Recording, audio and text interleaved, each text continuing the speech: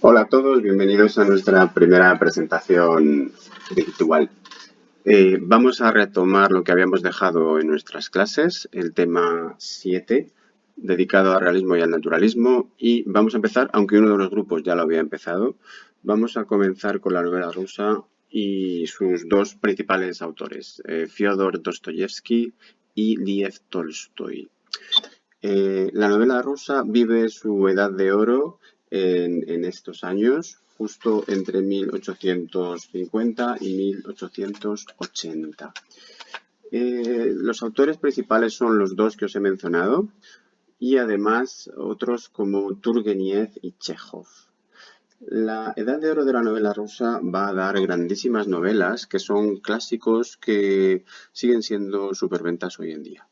El primero de los autores, Fyodor Dostoyevsky, tuvo una vida de la que vamos a hablar brevemente porque sus novelas casi siempre tienen tintes autobiográficos.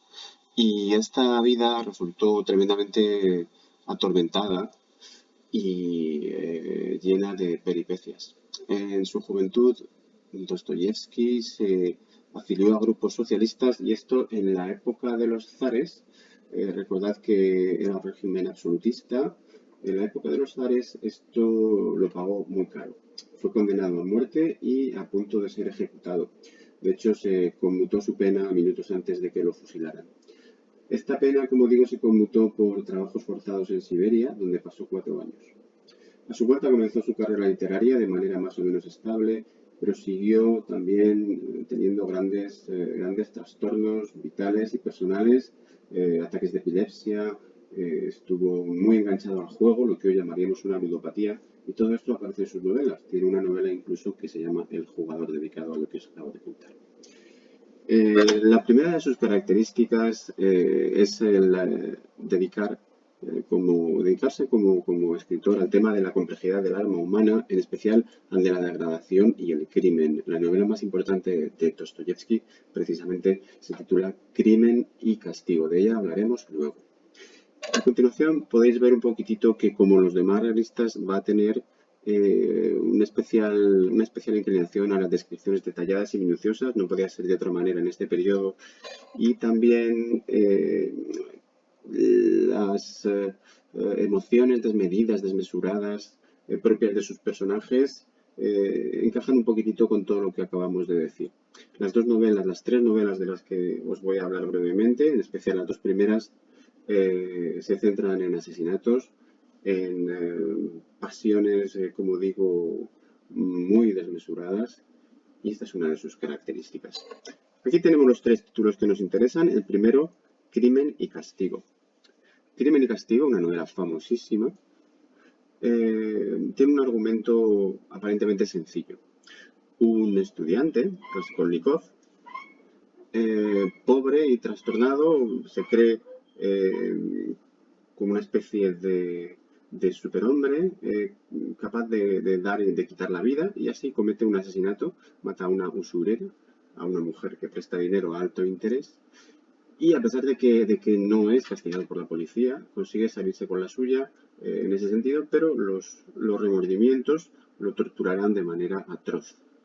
Va a conocer a Sonia, una prostituta con buen fondo, que le va a llevar poquito a poquito hacia un camino de redención personal y va a encontrar por último el camino del cristianismo como una especie de salvación. Esta es la historia de Raskolnikov, Crimen y castigo.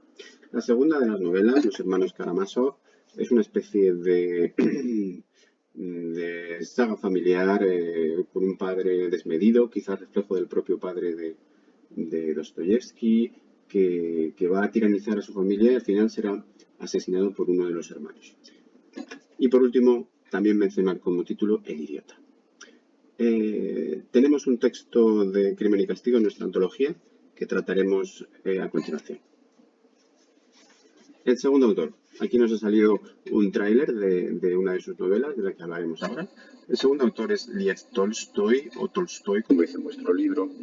Y en cuanto a su vida, podemos mencionar el hecho de que proviene, a diferencia de Tolstoy, una familia pudiente, una familia de terratenientes, y después de ser militar y de pasar un poco por la vida típica de la nobleza rusa de la época, cambió completamente de ideología, y se instaló en una especie de pacifismo, anarquismo, cristianismo que llevaría a ser muy significativo, en su vida y le llevaría a intentar cambiar un poco las condiciones de vida, tanto propias como las de los siervos que le rodeaban.